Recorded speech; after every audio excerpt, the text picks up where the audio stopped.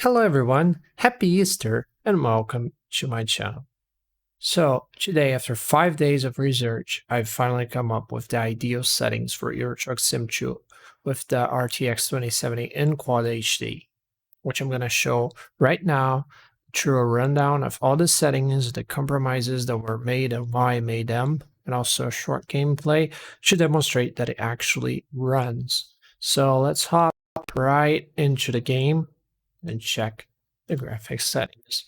So here, as you can see, we have Quad HD, 200% scaling, ultra anti-aliasing, high SSAO, which is the max. Everything else is turned all the way up as as high as you can go.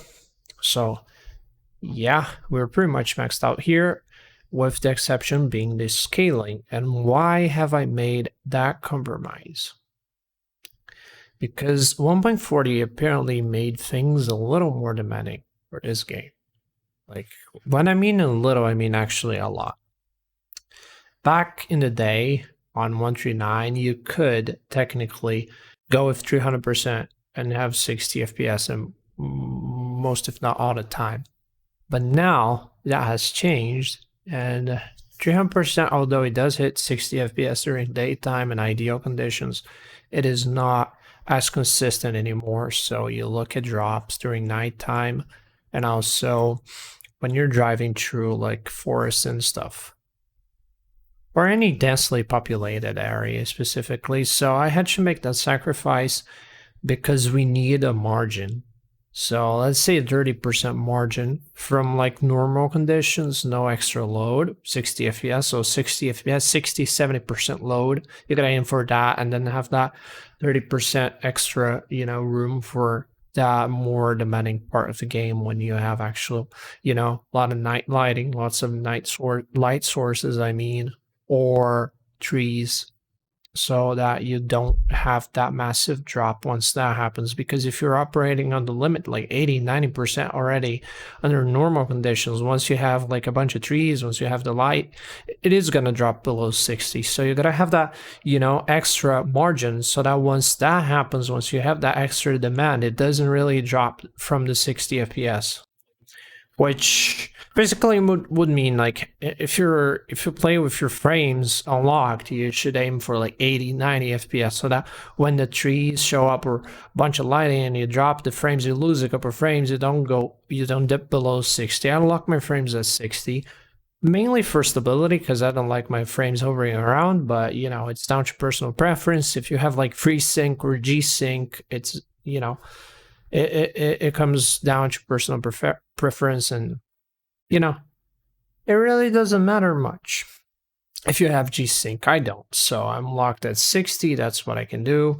So it's time to demonstrate that it does indeed run very well. Disclaimer, this preset's not for recording. This is for gaming solely. So if you're recording, streaming or gameplay or whatever, this is not going to work. It's going to drop below 60 because NVENC does put a load. If you use CPU encoding, it is going to put a load as well. You're going to dip below 60. I've tried to record 60 FPS. I had performance issues, and this time I'm recording at half the frame rate so that I can keep a sort of decent margin without compromising my performance, which is the only way I can actually record a Quad HD with the 60 FPS locked, demonstrating more or less how it would actually run without a recording scenario. Because if I try to record at 60, it's going to dip below 60, and that's not the point of the video.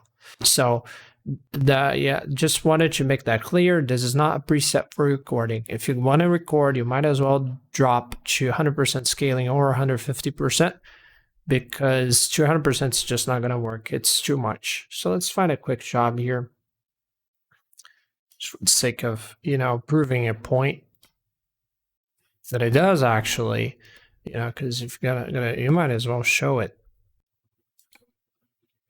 because it's pretty easy to just say.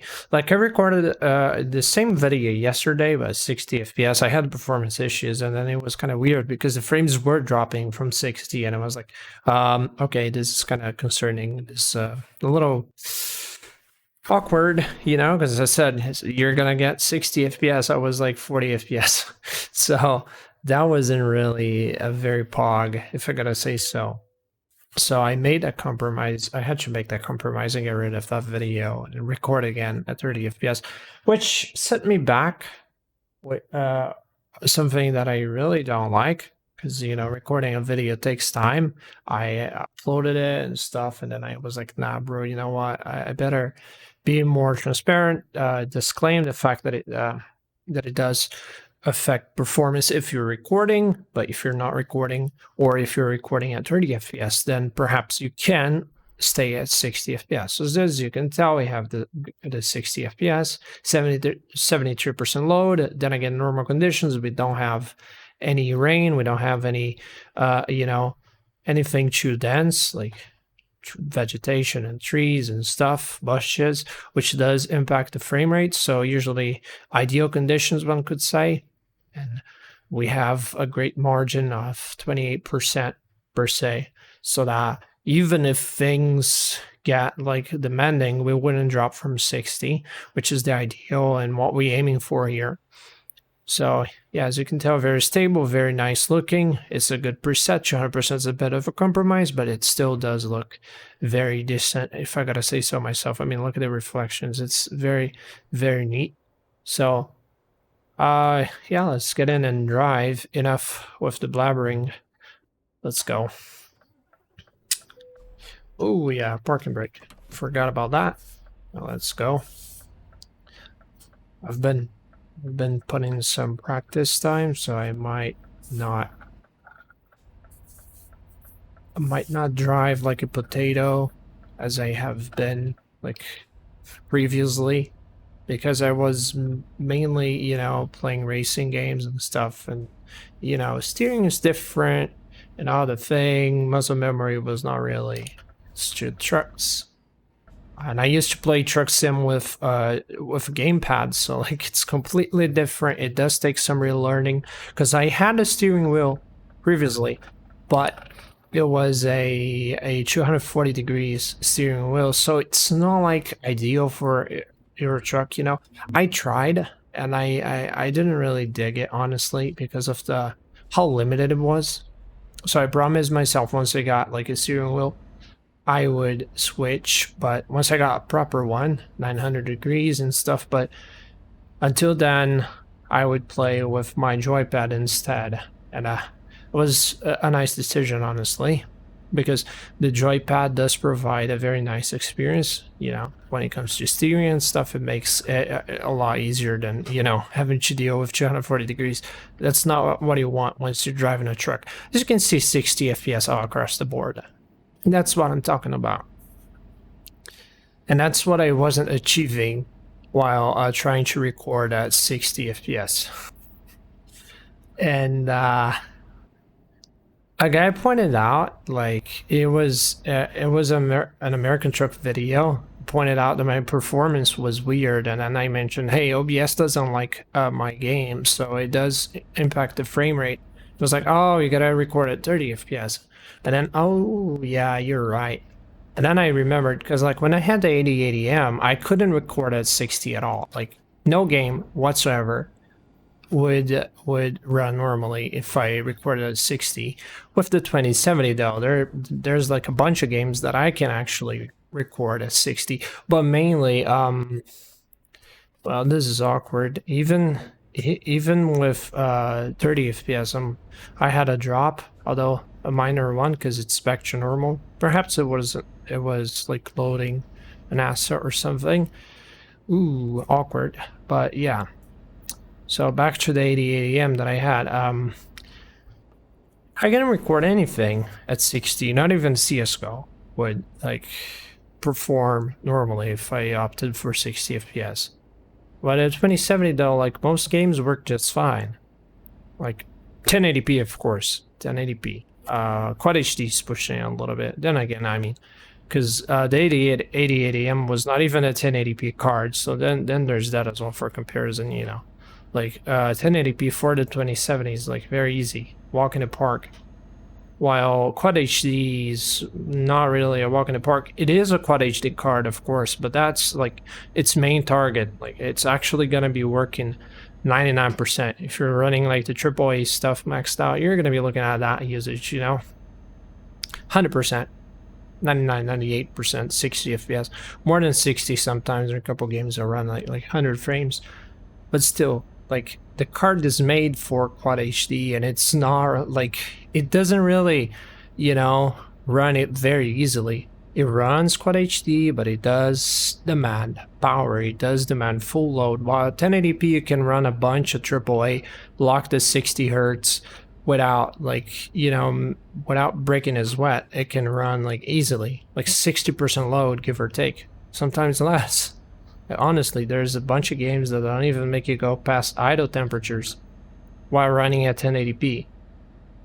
But, you know, this is a whole different game, a whole different animal. One could say, you know, Quad HD is really, really pushing it.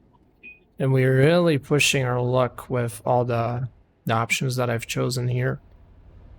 Graphically, I mean, I'm really, really forcing the card. I would say that 1.40 made it really challenging for the 2070 to max this out. It can max it out, but it is really a lot more of an effort than it used to be back in the day. Like, it was no problem for the 2070. Even 4K, like I could run 4K 200% scaling. The same settings that I'm using here, I could use with 4K, and it would still be 60 FPS. And this just not happening anymore. I mean, if I try 4K 200%, maybe even without recording, it's still like kind of garble. Like under 60 for sure. Like I would say 40 FPS, maybe less. So it's gotten more demanding, but also, even though it has gotten more demanding, which would be sad, but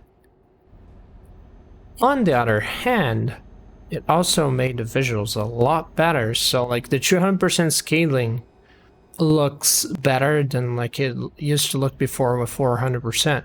Of course, it's not as crisp, like the trees and grass and stuff and objects in general, they're not as crisp, and you know, but the lighting does make a lot of difference, and I take better lighting over general crispness like any day. Because that's what makes it more convincing, you know. Proper lighting does change a game, you know, even when the models are perhaps not that very, you know, detailed and stuff. If you slap some good lighting in, it does make a difference. It's not the case with Euro Truck Sim. You know, I love the models. They're very decent. Like the houses and everything is just perfect, like carefully handcrafted stuff. Looks very convincing. They do a fantastic job at that. But I mean, generally, like for any kind of game, you take a game that doesn't look that great and you slap new lighting in, and bingo, it becomes something else. It is magic. And I did love how Euro Truck Sim looked already pre new lighting, and the new lighting only made things better. So even at 200%, which is not as amazing as the usual 300, 400%, it does tend to look better. So I wouldn't call it a downgrade, you know, when it comes to performance, because then again, the 200% that we're getting now looks better than, you know, playing 139 with 300%. So is it really a downgrade? I mean, the numbers have changed, performance has changed. Yes, but, you know, because visuals have a cost. I mean, you cannot make it look better and also in a way that it doesn't impact the frame rate, you know. It's a price you gotta pay. You want beautiful graphics, you have to make it more demanding.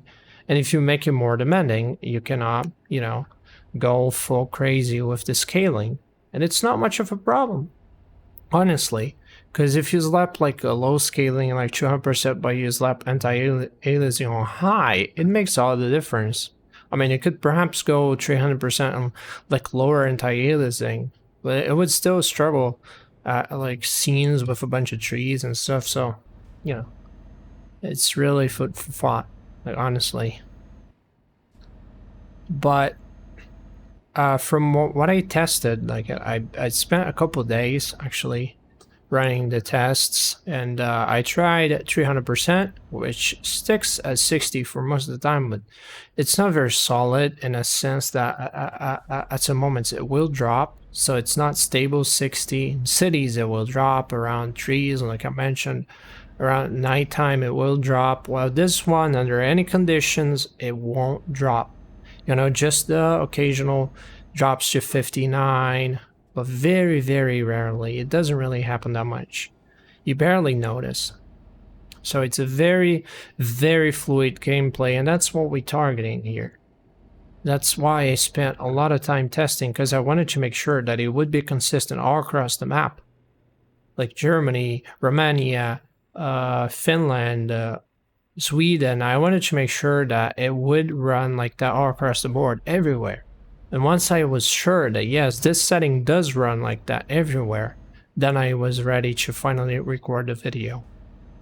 And that's it. That's the fruit of my research. The 60 FPS setting, the Quad HD 60 FPS setting, that can go further than 60 if you unlock, but then again, my panel is just 60 Hz, so that's what I'm aiming for here. But if you have like an 80 Hz, I mean, it doesn't exist, but a 75 Hz, perhaps this setting could work for 75 Hz. So I would drop sometimes to lower than that, but if you have G-Sync, that's not a problem. But yeah, I would say that it does, it would perhaps work very well for 75 Hz as well. If anything, it can drop down to like 1080p and have a solid 75 Hz as well. But yeah, so we're nearly getting there and ending this video, the product of my research. Like at first I was a little scared because 140 was like, you know, substantially more demanding. Oh my god, do I really have to compromise my visuals? Do I have to make my game look like a potato so that I can have my 60 FPS again?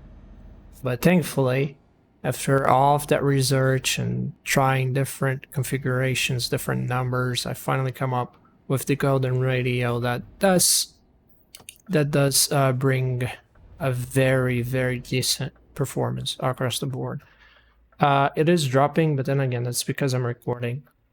See, I've dropped to like 45. It's gonna shoot back to 60 eventually.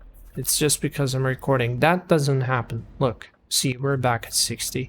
That 100% doesn't happen when I'm not recording.